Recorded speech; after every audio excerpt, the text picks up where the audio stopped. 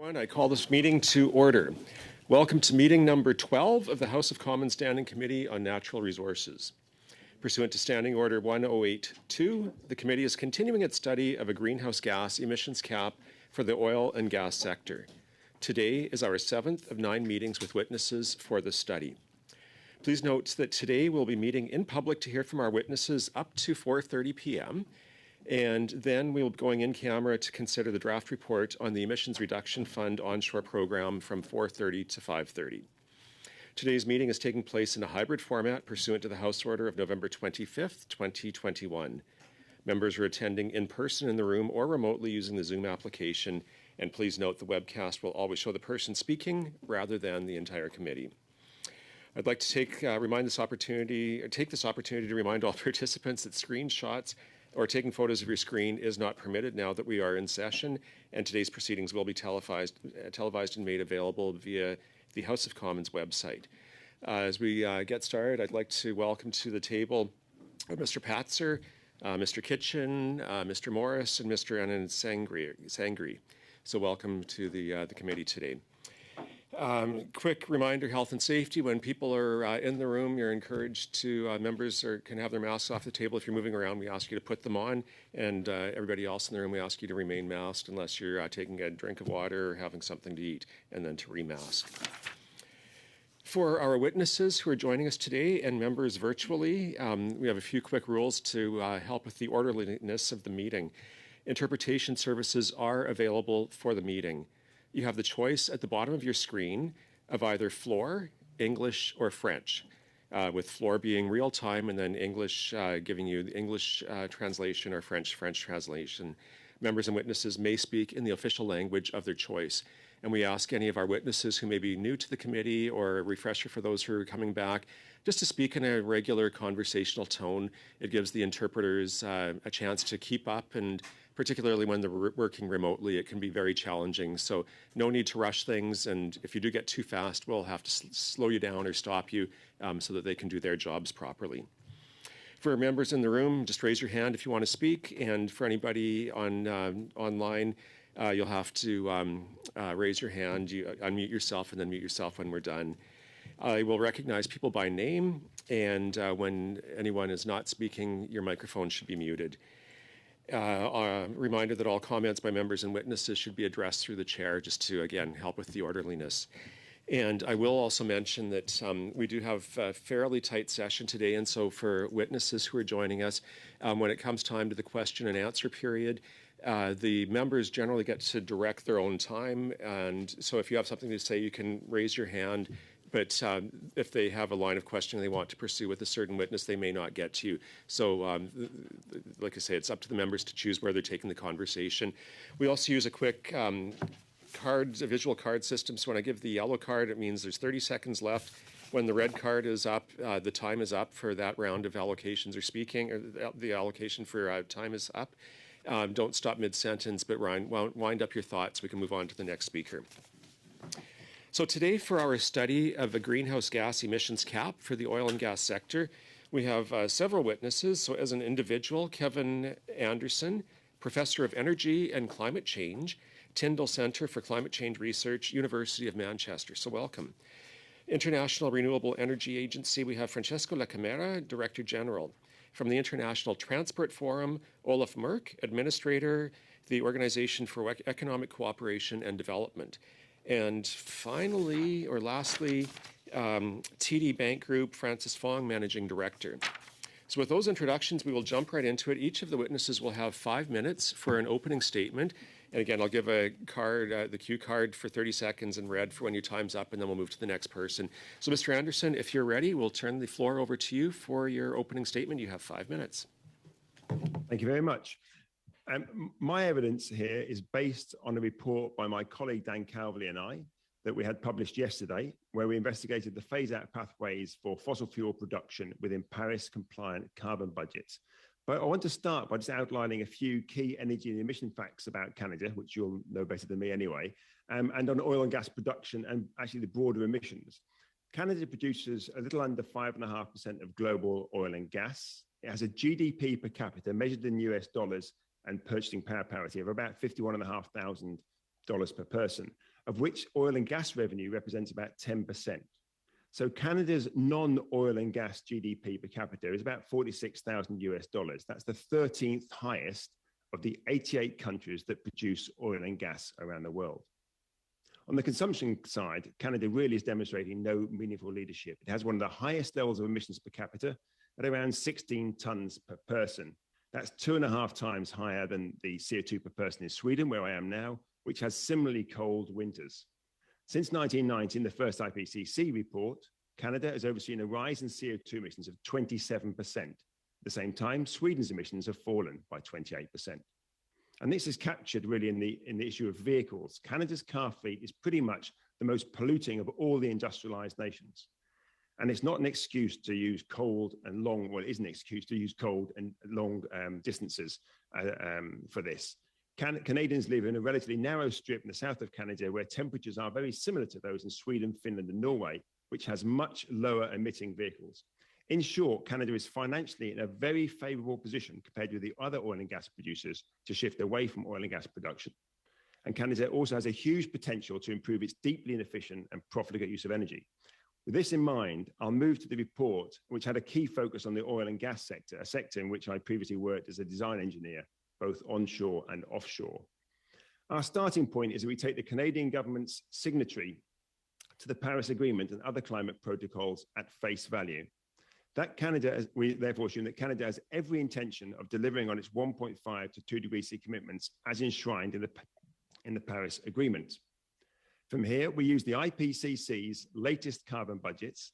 And for this evidence, I'm going to focus on our most conservative reading of the Paris Agreement, the G7 communique, and COP26, which we take to be a 50% chance of not exceeding 1.5 degrees centigrade of warming. This equates to a global carbon budget for the global energy sector from 2022 of about 360 billion tons of CO2. So building on this, I want to pull out just the key messages or summarize the key messages from our report and relate these to Canada. The carbon budgets associated with keeping 1.5 alive and indeed staying well below 2 degrees centigrade imply much more urgent cuts in emissions than any government is considering and require the rapid and complete phase out of all fossil fuel production. The maths are clear. For a 50-50 chance of not exceeding 1.5, the carbon budget equates to 10 years of current global emissions. 10 years. The UN's equity framing of common but differentiated responsibility requires wealthier nations with economies less dependent on oil and gas revenues, such as Canada, to lead the way with high rates of closure and early phase-out dates.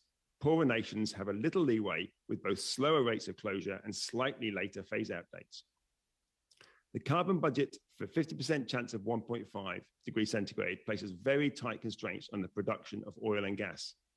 For Canada, as with other wealthy oil and gas producers, the output of oil and gas needs to be cut by about 74% by 2030, with complete phase out by 2034. For the poorest nations, a 14% cut is required by 2030, and all the production ended by 2050. There is no practical emission space within the IPCC's carbon budget for a 50% chance of 1.5 degrees centigrade for any nation to develop any new production facilities of any kind, whether coal mines, oil wells, or gas terminals. This challenging conclusion holds across all nations, regardless of income or levels of development. To summarize, if Canada does not renege on its Paris commitments, it has no choice but to establish a carbon cap for its oil and gas production.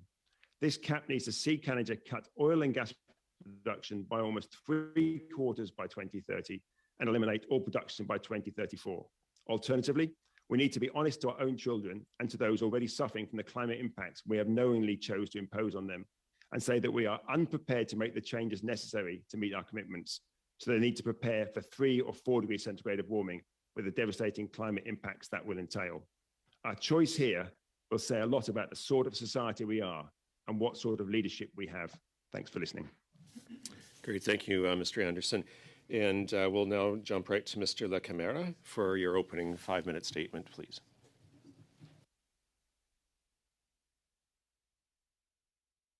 Thank you very much, and thanks for having me in this discussion.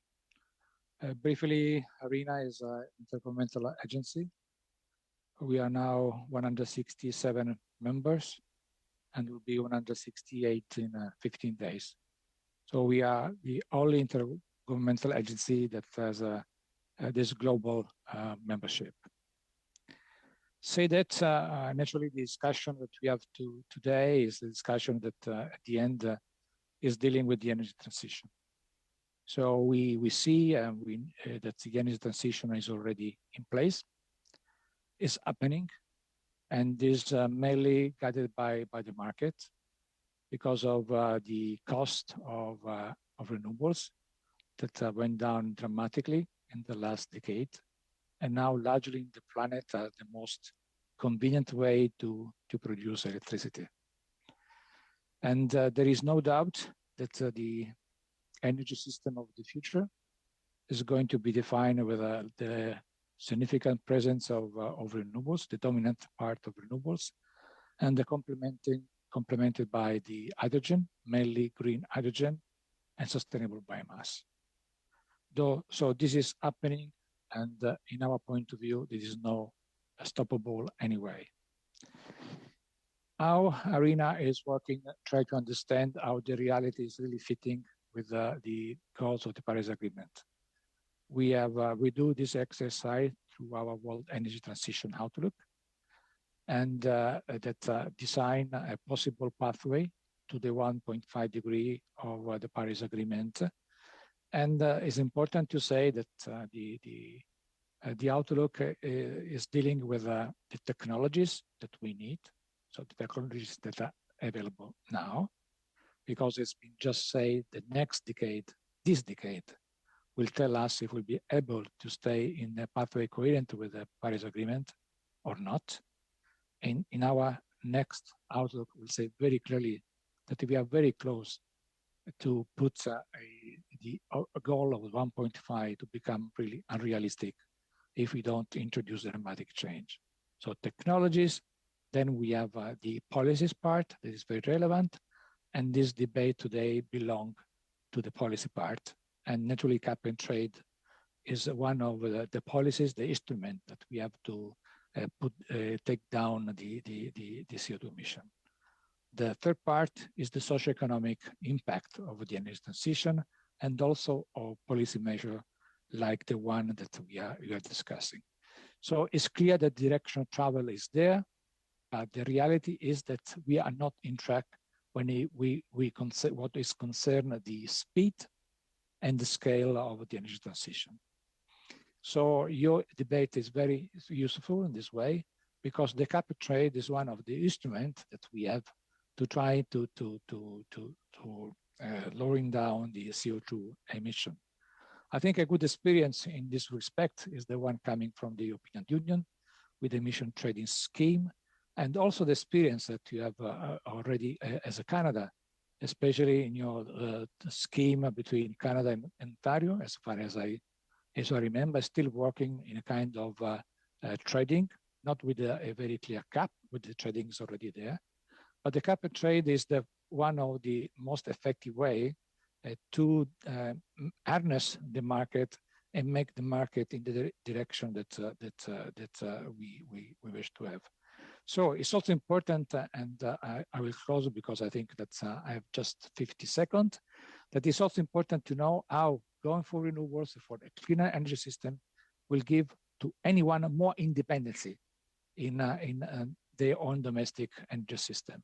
So where we will have with renewables and green hydrogen, we will have more actors in the market, more sources of supply, so it will be difficult or impossible to cartelize the fuels, and so use the fuel in the geopolitics dynamic. So the transition, acceleration of the transition is to happen not only for climate and economic reason, also to give the right independency and security to around the world. Thank you very much for your attention. Excellent. Thank you for your opening comments. And now we'll move right to Mr. Merck. We'll go to you for your 5 minutes, please. Thank you very much. Good afternoon, and many thanks for the invitation. I work at the International Transport Forum at the OECD.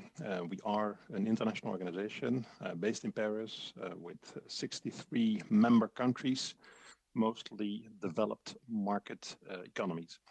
We conduct policy relevant analysis for the governments of our member states, and part of our work is to make projections of transport greenhouse gas emissions and advise on policies to decarbonize the transport sector. So I've been asked to speak to you today on the relationship between transport emissions and emissions from the oil and gas sector. And I will look at this from basically from two angles. First, a considerable part of the consumption of oil and gas takes place in the transport sector. And this, of course, translates in large CO2 emissions. In our transport outlook, we estimated that the total transport CO2 emissions amounted to around 6.5 gigatons in 2020. So this is around a quarter of the total global energy-related CO2 emissions. And under a business as usual scenario, we project that the annual transport emissions would grow to 7.5 gigatons in 2030 and 8.5 gigatons in 2050. So in more ambitious policy scenarios needed to limit the temperatures in line with the Paris Climate Agreement, transport emissions would need to start declining as soon as possible and more than half by 2050 compared to 2020 levels. This scenario could be realized with substantial carbon pricing, with distance-based road charging, rapid transition of electrical vehicle penetration and vehicles powered by alternative fuels, and various other measures. In other words, decarbonization of the transport sector can reduce the need for oil and gas production and in this way help realize the emission reductions from the oil and gas sector as intended with the cap. The other way around, a cap for the oil and gas sector that is reduced over time could also stimulate the decarbonization of the transport sector. And now my second angle, which is transportation could be considered an essential part of the oil and gas supply chain and also of the sector in itself. So exports of oil and gas are often transported by oil tankers and gas carriers. Almost a third of the total maritime transport volumes are composed of oil products and gas. So transport of oil and gas might be included into the definition of the oil and gas sector when designing a cap on oil and gas emissions. This could be interesting because emissions from international shipping are usually outside the scope of national government policies. Regulation of emissions from shipping is generally undertaken at the global level via the International Maritime Organization, the IMO, and not at the national level. For example, international shipping is excluded from countries' carbon pricing schemes. However, there's also currently no global carbon pricing scheme for the shipping sector either, as various IMO member states are opposed to this. Even if there might eventually be agreement on the need to introduce such a global carbon pricing scheme for shipping, it would likely take a long time before it is introduced and effectively implemented. For this reason, some jurisdictions have taken initiatives at, you could say, the sub-global level. An example of this is the proposal of the European Commission to include shipping into its emission trading scheme, the EU ETS.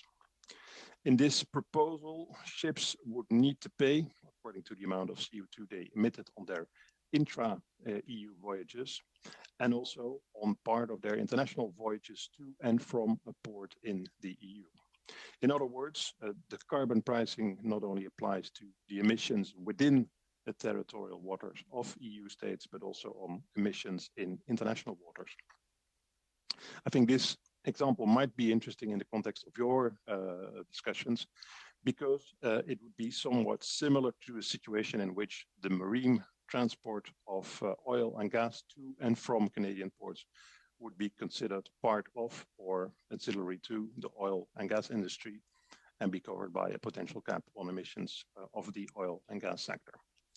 I hope this is helpful to your discussions and happy to answer any questions you might have. Great, thank you so much. And we'll move right to Mr. Fong. And Mr. Fong, you have 5 minutes for your opening statement, please. Thank you to the chair of the Natural Resources Committee for the opportunity to speak with you today. My name is Francis Fong. I'm Managing Director of ESG Research at TD Economics. As a bit of background, TD Economics produces economic analysis, forecasts, and research on a wide variety of macroeconomic issues, with my team specifically focused on environmental and social issues. In my opening remarks, I'd like to put forth a few different perspectives that I feel will be important as the committee considers both the implementation and policy design of a hard cap on oil and gas sector emissions. First, while it has likely already been discussed in previous meetings, I'd like to reinforce the importance of addressing the emissions intensity of fossil fuel production. Second, I'd like to discuss the difficulty in assessing the potential economic implications of this policy by situating this discussion in the broader milieu of Canadian climate policy.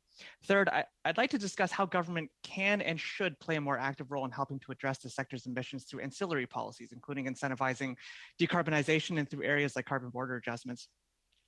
Let me start by saying that this is a critically important discussion to be having, particularly now, with our interim emissions reduction target now set at 40 to 45% from 2000 levels by 2030. Canada, like many countries, is going to face difficulty in reaching this goal. It is, however, critical that we do so in order to remain on the pathway to keep average temperature increases well below 2 degrees and in line with 1.5 degrees. But this, of course, raises the question of how we can do so in such a short period of time. A natural place to look is in Canada's fossil fuel production, specifically oil and gas. The sector currently accounts for more than 1/4 of our total greenhouse gas emissions, and those emissions have risen steadily by almost 90% between 1990 and 2019 due to a combination of rising production to meet growing demand for fossil fuels and high average prices for those commodities, making Canada's relatively emissions-intensive production economical. As such, there's an urgent need to address emissions in the sector given the prevalent role that oil and gas production plays in Canada's aggregate emissions profile. However, I would note that focusing on oil and gas production is one side of the equation. As Professor Anderson has already succinctly put, which I'll add, 66% of Canada's primary energy consumption is generated from fossil fuels, a share which has not shifted significantly in recent years. So while this is an obvious point, I think it's still worth stating that there are two ways to go about addressing emissions in the sector. Reduce our overall dependence on fossil fuels by decarbonizing end-use services, or reduce the emissions intensity of production. We likely need to pursue both pathways aggressively if we are to reach our target. A hard cap on oil and gas sector emissions is one of many policies that ought to be considered as part of a broader package that balances aggressive emissions reductions in production with equally aggressive incentivization of decarbonization of end-use services. Such policies should also factor in other considerations, including transition policies for those who will be most impacted by climate change, both in terms of extreme weather events and the clean energy transition itself, and ensuring the reliability of our energy supply. In considering a hard cap on emissions as part of a broader policy package, it is difficult to fully assess its economic implications in isolation from others and against the broader economic backdrop that we currently find ourselves in. Certainly, there would be concern that this might impact the competitiveness of oil and gas. But how this policy would interact with the Greenhouse Gas Pollution Pricing Act, including the evolution of the emissions benchmark used in the output-based pricing system, clean fuel regulations, et cetera, is not exactly clear. Notionally, these climate policies, individually and in aggregate, would act in helping to reduce emissions gradually over time, but perhaps at the expense of competitiveness relative to those countries with less stringent climate policies in a sector that still plays a very significant role in the broader economic prosperity of this country. However, this too might currently be mitigated by the current path of commodity prices. Putting aside that one of the sources of this being the horrifying events unfolding in Ukraine, it's undeniable that the outlook for the sector has been altered due to the high level of commodity prices. It is also possible that any competitiveness impact is also muted by other policies already under consideration. Consider Canada's proposed methane regulations. Our recent commitment made in October of last year pledged to reduce methane emissions in the oil and gas sector by 75% from 2012 levels by 2030. These come mainly from venting and fugitive emissions and have been on a downward trend since the late 1990s. However, methane still represents roughly 1/4 of total emissions in the sector, and so reaching the 75% reduction target would mean a net decline in CO2 equivalent of approximately 28 megatons from current levels. And so addressing methane, which I'm given to understand is achievable using current technology, might simultaneously achieve the same goal of reducing emissions in the sector. Combine that with efforts to decarbonize big ticket end use services, which Mr. Merck and Professor Anderson have already alluded to, areas like the transportation sector, where greenhouse gas emissions have risen steadily and consistently since 2007, even as emissions in most other sectors of the economy have either flatlined or fallen. If efforts to increase the adoption of electric vehicles and, for example, are successful, then again, it's possible we might find that a hard cap on oil and gas sector emissions ends up being less relevant. As such, we need to be combining this policy with other policies to get at the root of emissions. And perhaps I'll leave it there. Perfect. Yeah, thank you. I should have apologized. We were a bit late starting today because of votes in the House. And the first round that we have gives each of the four parties, each of the members 6 minutes, and that will take us just beyond our planned end time. But I think it's important to hear from each of the witnesses who are here today. So we'll go slightly beyond the 4:30 cutoff, and then we'll switch over into the closed at that point. So on my list, I have Mr. Melillo up for first, and so I'll move to you for your 6 minutes. And given that this will be our only round, if you do want to share it with anybody else, feel free to do so. I appreciate that, and I'll give it to Mr. McGuire, actually. Thank you. Yeah, thanks, Mr. Chair, and thank you, my colleague. Mr. Fong, I have just a few quick questions. You may agree with this anyway, but one of the Net Zero Advisory Board members earlier stated in technology here that using removal technologies like carbon capture should be reserved for the most difficult to remove emissions. Do you agree with this, or do you think there is a use for carbon capture and sequestration other than the extreme circumstances, the most extreme circumstances, especially if Canada is going to be considered as an established leader in technology development? Thank you for the question. We actually just released a report on this yesterday on carbon capture, kind of detailing its role in the clean energy transition.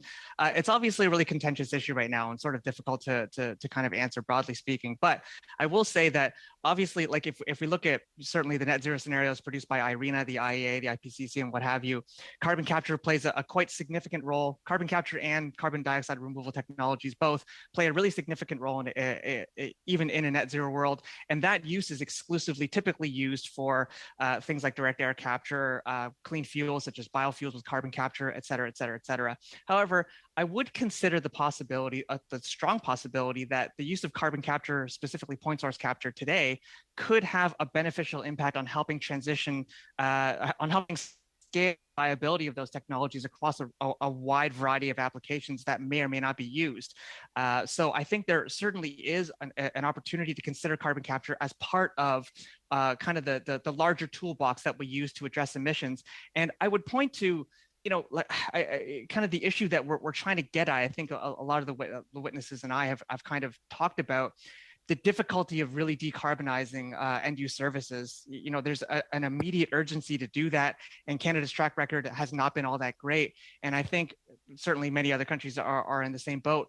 So if we're going to be in a situation where if we fail, for example, to decarbonize end-use services, not that we would, but if in case we do, then certainly fossil fuel production will need to find a better way to produce fossil fuels to account for that. So certainly, thanks. Just because of time, Mr. Fong, thank you for your answer. You co-authored the report, Don't Let History Repeat, Canada's Energy Sector Transition and the Potential Impact on Workers. And in it, you stated that technological shift within the oil and gas industry is needed to achieve the target levels of emission reductions. So do you think that carbon capture, utilization, and storage, CCUS, is one of the ways the sector can lower emissions intensity? And I think from your comments, you'll agree with that. But more importantly, how does the tax credit, that's there, how should it be designed in order to attract investment capital to expand these proven greenhouse gas reduction mechanisms in the oil and gas sector? great question. So obviously that discussion is happening right now about how to design this policy. I don't have any specifics around that I can share with specifically around some kind of CCUS tax credit policy design. I would point to other countries that are looking into that. For example, the US, the 45Q tax credit that's currently in play as a source of inspiration. But to answer your question, I do believe that it is possible that carbon capture will play a significant role in helping, the oil and gas sector today help lower the emissions intensity of production. Yes. Yeah, okay. I think that, I guess the last question I'd have is, do you agree that with the statement by some of our university, Calgary and University of Simon Fraser witnesses that agreed that we need to have a simultaneous sector-by-sector approach to these emissions. So do you agree that we need to look at reducing emissions in sectors across Canada in addition to the oil and gas area? I do believe so. Yes, no, certainly. I mean, the oil and gas sector is obviously a really big hitter in terms of our emissions profile, but transportation, buildings, heavy industry, all of these areas produce are very fossil intensive as well. So certainly there needs to be actions to decarbonize, all sectors of the economy simultaneously if we're going to reach our target. Yeah, okay, thank you, and thanks. I'm just going to, Mr. Chair, in light of the fact that we didn't get a subcommittee meeting yesterday or today, I think we're Monday we're meeting, I'm just going to turn the last question over to Mr. Simard. I think he has something to add. Oui, je serais prêt peut-être à déposer la motion. Yes, I would like to table a motion that unfortunately we didn't have a chance to table Monday. So if I may, I would like to table the following motion. As part of the standing order, we'd like the committee to entertain a study, and the interpreter points out that she does not have the text that is read currently. The minister responsible, experts, civil servants to follow up on this program, and that 2 meetings shall be held by the committee, and that the committee should report on its observations and recommendations to the House of Commons.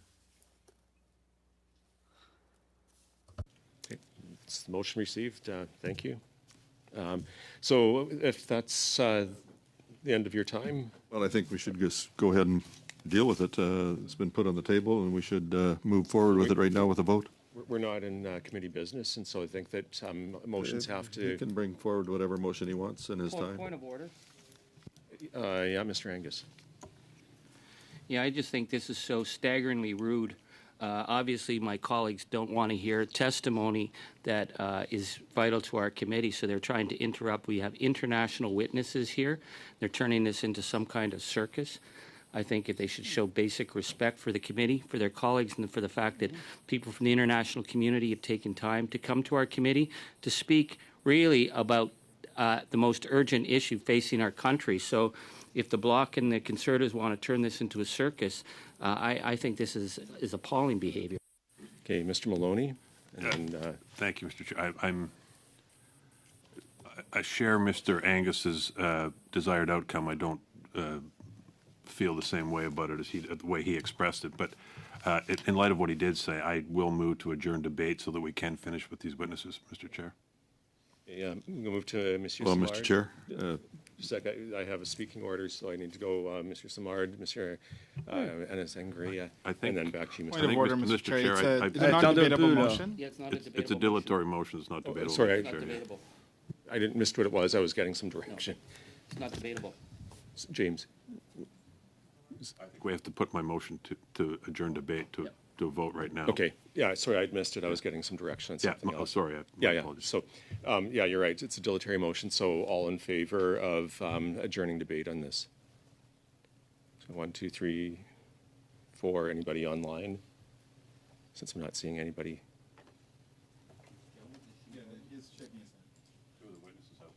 Okay, it's not coming up here. So I have nothing before me. Okay, so that's 6. So that's the. Mr. Hall is shaking his head. Opposed? He's putting up his hand now. Who's opposed? We got Okay, 4. and then opposed. 5. And so the 4, 5, 6. It's carried as far as adjourning debate, and then we can get back to our witnesses. Mr. Speaker? Mr. Chair? Yes. The There were no hands up on the screen for witnesses from members, were there? So there was 4 of us here in the House that voted, or in the chamber that voted for the motion to adjourn, and 5 that voted against. I saw Mr. Shahal and Ms. Jones' hands up as far as adjourning debate. Do we need to take another? He'd have to challenge the chair. The vote was taken. We don't do the vote twice, so he has to challenge the chair. So that's fine. Go ahead. Okay. All right. So with that, we will move then to the next person, which is Mr. Maloney. And Mr. Maloney, you have 6 minutes. Thank you, Chair. And I just want to say thank you to our witnesses. And we're a very friendly, agreeable bunch here, notwithstanding what you just witnessed. And I appreciate you taking all the time to be here. Mr. Anderson, I'm going to start with you. I must say that I was not feeling inspired by the time you finished your opening remarks. Your suggestion that Canada has shown no meaningful leadership, I think if I'm quoting you correctly, is a little harsh, I think, to say the least. And you attributed this to our car fleet and a number of other factors. But my question is this. Are you saying that there is no chance that Canada can meet these targets that have been set, the 1.5, for example? Or are you saying there's no chance the targets can be met unless you cap and stop all production by 2034, which is what I think I heard you say?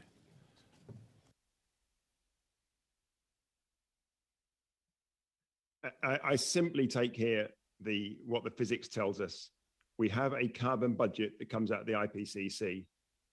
And it's not just for Canada, of course. This is for the same for all of the wealthier, high-emitting nations, which represent around about 60% of all emissions. They've broadly got to stop production by 2034, but they also need a pathway that goes to about a 75% reduction by 2030, or we exceed the 1.5 degrees centigrade budget.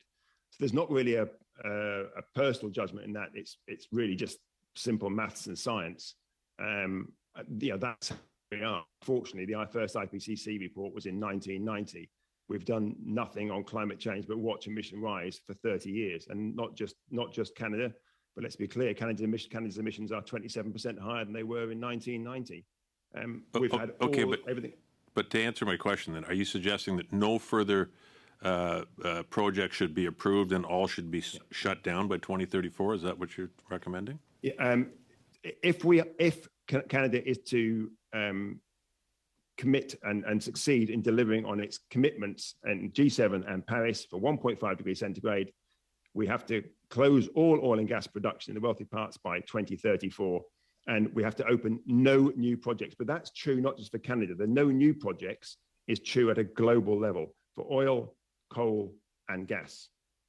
I won't ask you to comment on what you think that might do to our economy, because it's sort of a rhetorical question, frankly. But I will move. Sorry, I'm limited in time. I don't mean to be rude. I'm going to move on to the other witnesses. Do you share Mr. Anderson's fatal view, or do you believe that Canada has a realistic chance of meeting these targets through either mechanisms that are currently in place or others that you might suggest? And I'll start with Mr. Fong. Why don't I start with you, because you seemed the most optimistic of the bunch. Well, I mean, I personally, I do feel like it's possible, but certainly, I think I'd given that other witnesses have taken great pains to join us internationally, I'd like to yield my time to maybe perhaps hear from them as well. Okay, all right, I respect that. Okay, so Mr. Merck, what about you? What do you believe that Canada? I mean, particularly in light of what Mr. Anderson said with respect to transport, and that is your area of focus. Do you share his view that the targets cannot be met? Indeed, I will answer on the transport sector. What we have done in our work is looking at what would be the measures that would be necessary to be able to achieve that, and then you come up with a very ambitious set of policies that would need to be introduced. And I mentioned some of the elements that are necessary to achieve that. So that includes a very substantial carbon price, for example, but it's not impossible. Okay, thank you. And you talked about including, you said 1/3 of maritime traffic is oil and gas. That's worldwide. I'm assuming you said that should be included in when you said it should be included in a carbon pricing mechanism, I'm assuming you're talking about worldwide. Like Canada couldn't go it alone on that. The 1/3 was indeed a global figure. What I suggested was that what could be looked at is that the traffic related to oil and gas transport to and from Canadian ports could be considered in the cap that you are considering. And the reasoning that I had was that a global carbon pricing scheme for shipping is going to be very difficult to realize in the short term. Okay, thank you. So am I fair in saying to you then, Mr. Merck, that you don't believe that a production cap is appropriate, but that an emissions cap is what we should work towards? I don't think I have enough expertise on the oil and gas sector to have an opinion on the desirability of a production or an emission cap for that sector. I was simply speaking on the transport sector. Okay, I've only got seconds left, so I'm going to go over to Mr. Camara just to see if you have any comments on my questions. Do you think the target is achievable in Canada based on current trajectory or approach that could be taken short of what Mr. Anderson has suggested? So naturally, I'm not doing politics. So I think that we have to make clear two things. One is that be in line with the Paris Agreement required immediate action and immediately change the trend that we have in front of us. Because as we are going to say in our World Energy Outlook that will launch in 2 weeks, we are risking that if we continue as we are doing, globally speaking, we have no hopes to stay in the 1.5. The 1.5 objective is vanishing. So this is happening globally. Concerning Canada, if I may think that Canada is not in the position to reach their target and be coherent to the 1.5, this will be really a disaster. I think that Canada is one of the countries that really may lead the path to the 1.5. Today, we have with Canada, we have worked on the Innovation Day, try to make people exchanging idea. I think no one today has spoken about green hydrogen. I think this is one of the themes that will be on the table.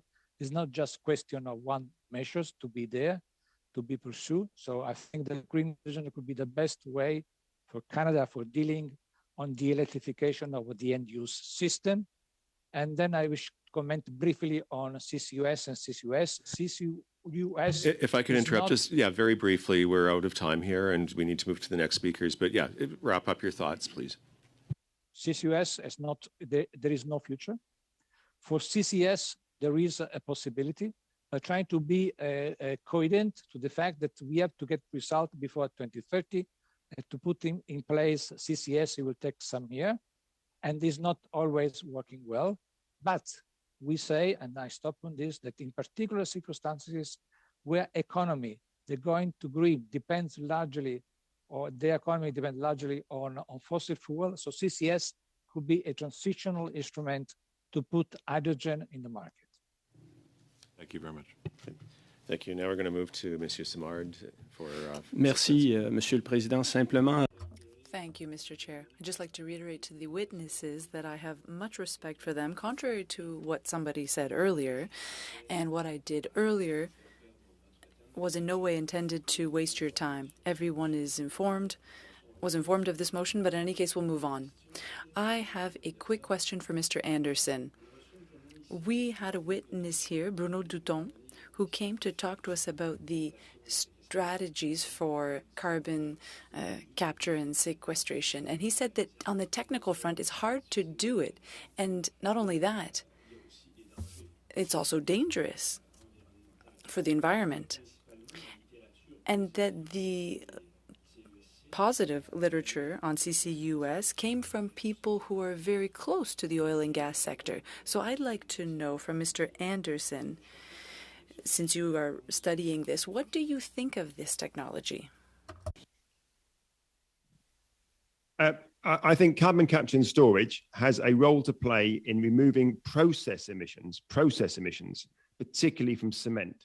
But for the fossil fuel sector, it has been used 20 to 30 years to delay action on fossil fuels. Today, the carbon capture storage around the globe is about 7 million tons of carbon dioxide equivalent, or CO2 rather, according to the Global CCS Institute.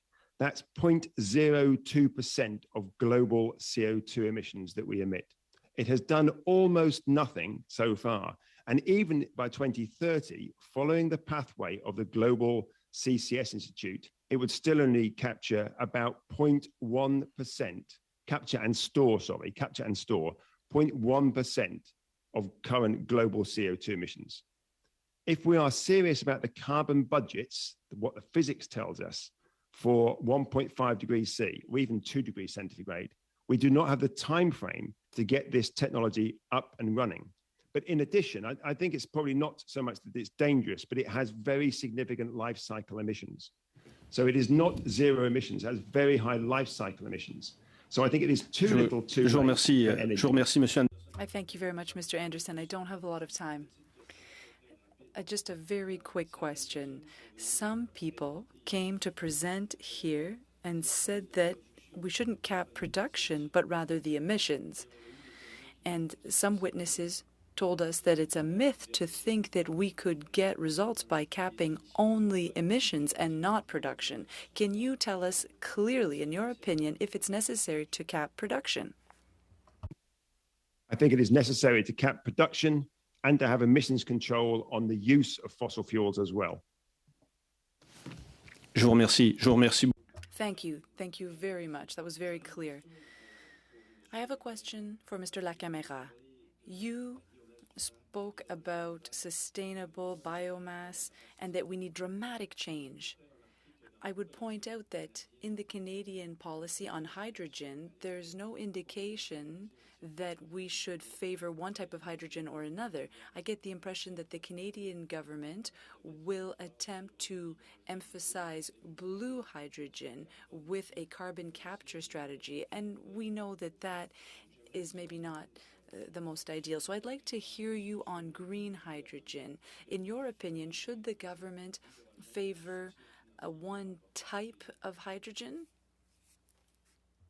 You know, I cannot respond directly on what Canada should do, but what our position is that in country where the economy is much dependent on fossil fuel, CCS could be an instrument in the transition phase to deal with lowering the emission for the fossil fuel sector.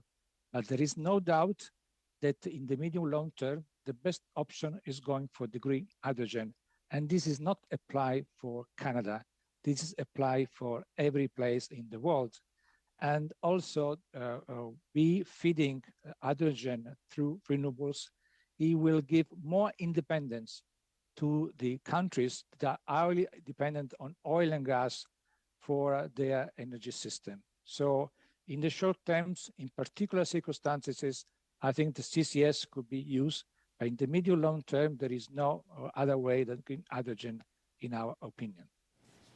But I'm talking general term, not for Canada. Oui, donc vous dites. So you're saying favor green hydrogen, that's the best way to go forward. So what government action can be taken to emphasize green hydrogen? And I'd like to hear what you would say, because you talked about sustainable biomass, but you didn't elaborate on that. I'd like to hear you talk more about that.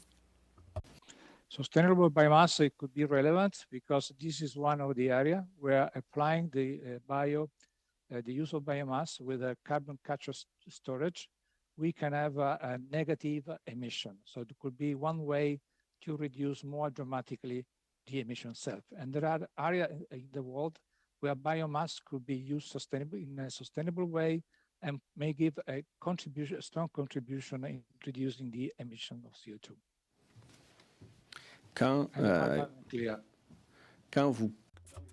When you talk about using biomass, are you considering using it for making hydrogen? No, really not. I'm talking about hydrogen should be produced by renewables. So this would mean solar, wind, water. This is our opinion. Thank you. We're out of time. We're going to go to Mr. Angus for his 6 minutes, please. Thank you so much to our witnesses. Thank you, Mr. Chair. Professor Anderson, your report is pretty shocking, and it was sent to me by 3 young people who said, have you seen this? Have you looked at this? There's a sense of urgency that I see in your report, a sense of urgency I see in the IPCC's latest report, a sense of urgency that obviously you might feel is a little lacking here. I want to invite you to the parliamentary version of the Netflix show Don't Look Up with Canadian accents, except that we've been watching this comet coming for 20 years and telling ourselves we can punt this down the road. You say the urgency, even if we take all these actions, we only have a 50-50 chance of making it at 1.5. What happens if we don't meet that target? Every fraction of a degree matters. So if we don't hit 1.5, then we get additional sets of impacts. And let's be clear, 1.5 degrees centigrade is not a safe threshold. It is an incredibly dangerous threshold for many people around the world, particularly some of the poor, more vulnerable parts of the world. But that's also, we're already seeing the impacts of 1 degree in even some parts of Canada and other parts of the global north. So if we fail on 1.5, we might get 1.6 or 1.7. Every part of a degree will increase the impacts and increase the risk that we'll get these other feedbacks. Some people call them tipping points. So we should make every effort we can to hold towards 1.5 centigrade.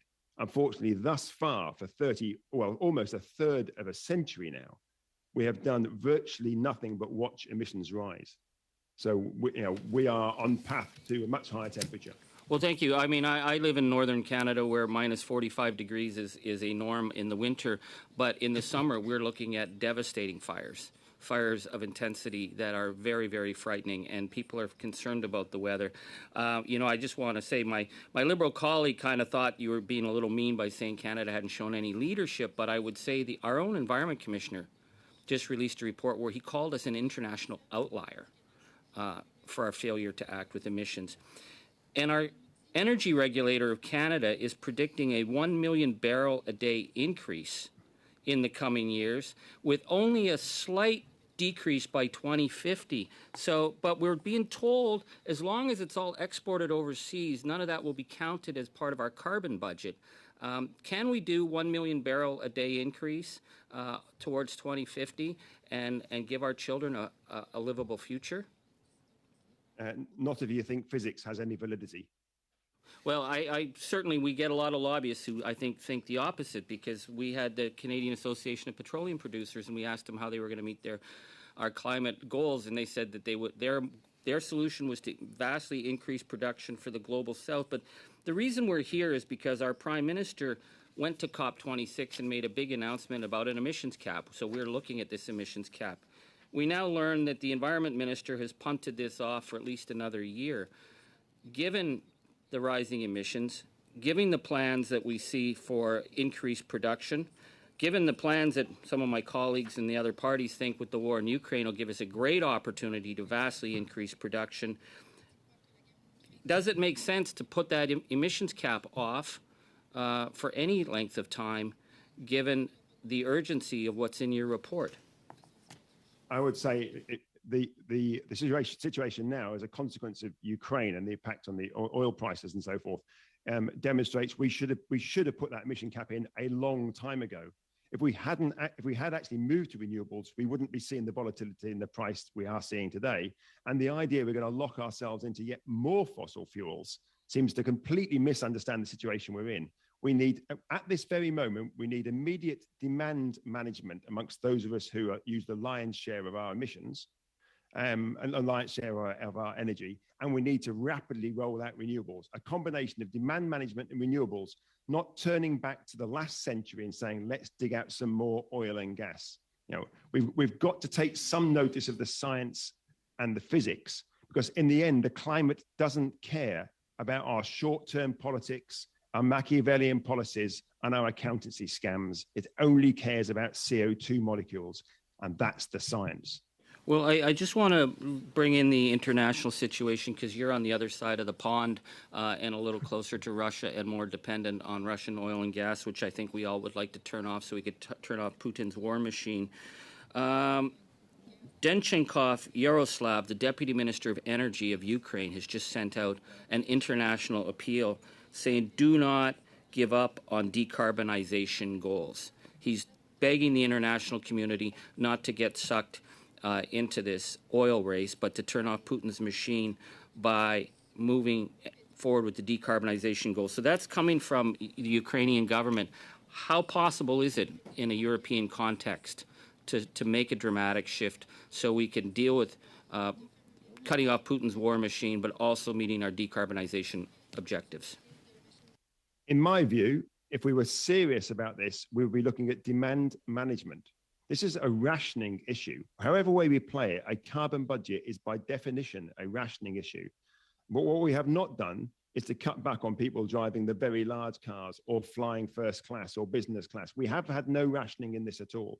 In the UK, we have people now who have the choice between eating or heating their homes. And that is because the people that use the lion's share of the emissions, the 10, 20 or 30% of the population in the wealthy parts of the world, because we are carrying on business as usual. So if we are serious about trying to constrain Russian imports, we need to be looking at demand management immediately. And that's much quicker than looking for renewables or looking for more oil. And then we also need to be putting in renewables as well. A combination of those two is a policy framework that has some intellectual sort of backing to it, rather than just locking ourselves into yet more fossil fuels. Okay, and with that, we're out of time, with apologies. So I would like to thank each of our witnesses, many of you today joining us with a challenging time zone difference. So I appreciate the efforts you've have made to join us. Thank you so much. I would also like to invite you, if you do have any additional thoughts, insights, or information you would like to send to us, you are invited to submit a written brief up to 10 additional pages. And that can be sent to the clerk, who I believe each of you are dealing with, to get set up for today. So any further thoughts from today's conversation that you'd like to put forward would be more than welcome from our committee. So thank you. With that, we're going to sign out of the public session, take a moment to clear the room, get people back into the closed session, where we'll be looking at a draft report that we've done previously. So thank you so much. And with that, we'll suspend as we switch into closed.